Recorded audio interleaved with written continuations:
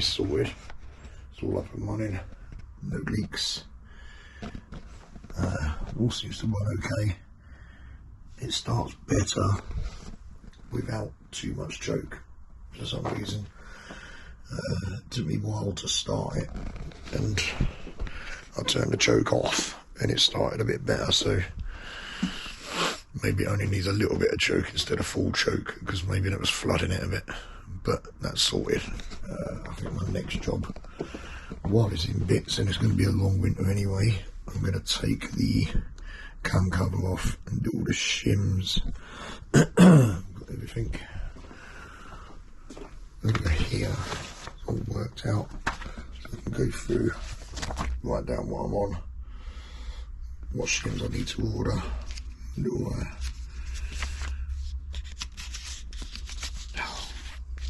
comparison chart, and work out what size shims I need to move.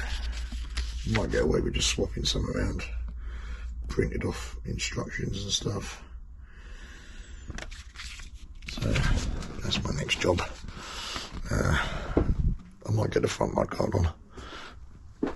One, I'm going to do some work today. I'm going to need to cut that down to about there. So cut a couple of inches off of that. Get that all fitted and connected up. Yeah, we're getting there. Might get the front mud guard on. Depends. I've got to take the oil cooler. I've got to drop that forward so I can get those air vents off. Once these are out of the way, pull the cables. Yeah, get the cam cover off. It's a bit of a fiddly job, but it'll be okay. Put all the wires through, so I've got loads of them under there just to get the cover on and off so I don't disturb the gasket. But yeah, we're cooking, so I'll get that done later. I want to wait and try and start the bike again today with a little bit less choke and see if that's any better. But I know if the shims are tight, then it's going to be hard to start. Shims have to be done at about 15,000 miles, and I'm on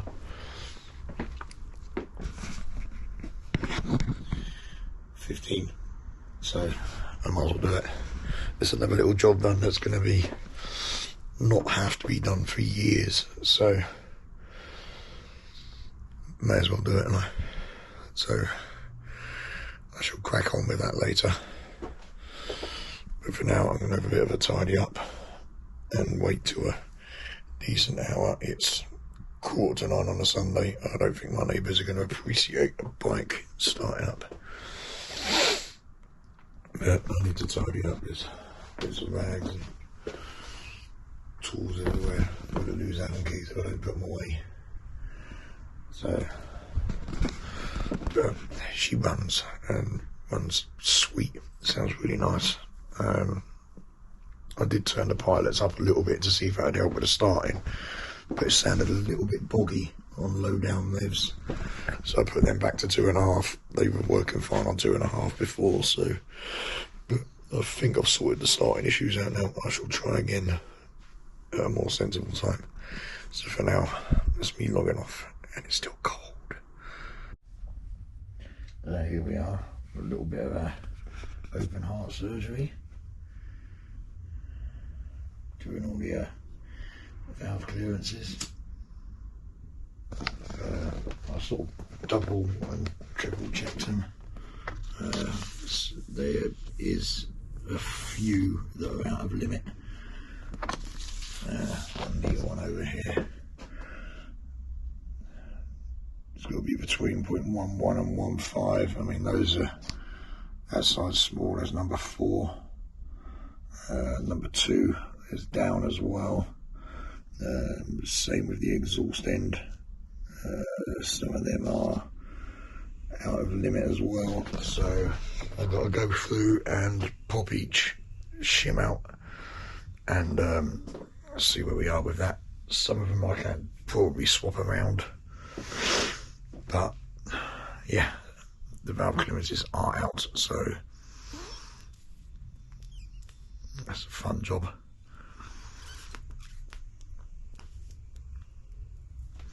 But this has done it, you know. It says, according to the manual, it says it has to be done on 12,000 miles. Well, they're overdue.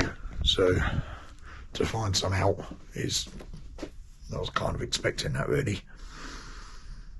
They've been in there since new, so, you know, 15,000 miles to have half of them out of limit, not even half. What have we got?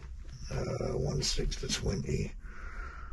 1, 2, 3, 4, 5, 6,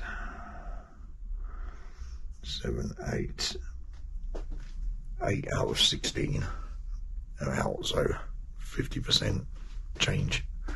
So I'm going to crack on with that hopefully pretty soon, and it'll be back together, and then I can call it finished finally. So here we go, everything's worked out.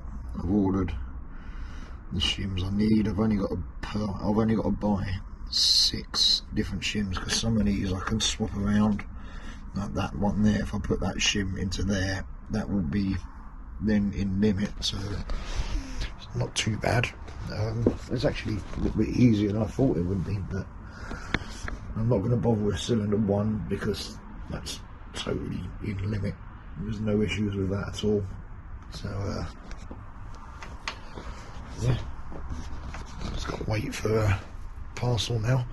There's a lot of oil in the top of the cam, under the cam cover. I thought, oh, if I drain the oil out, it should clear it, and it don't.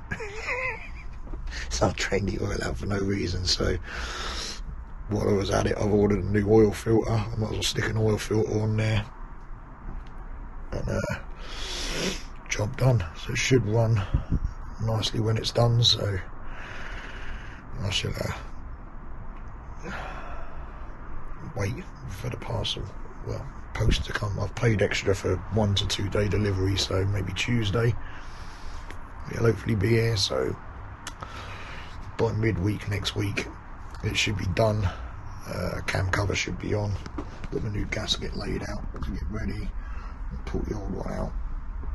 I'm going to get a little dob. I'm going to get some VHT sealant or instant gasket, just to put a couple of little dobs, because apparently it's a pain in the arse, this. Actually, I'll just should just come out. And apparently it is a pain there, because you have to negotiate over everything, which obviously makes it a little bit awkward.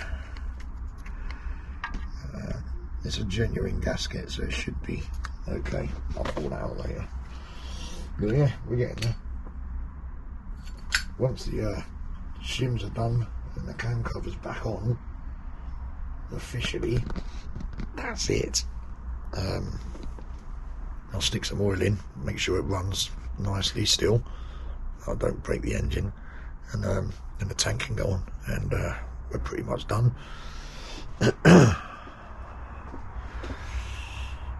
Or do we hold off on the oil and pull the engine covers off and polish them? The jury's still out on that one. I don't know what I want to do there yet, but next time I check in, it should be all the shims should be done, and it should be sweet as a nut. So until then,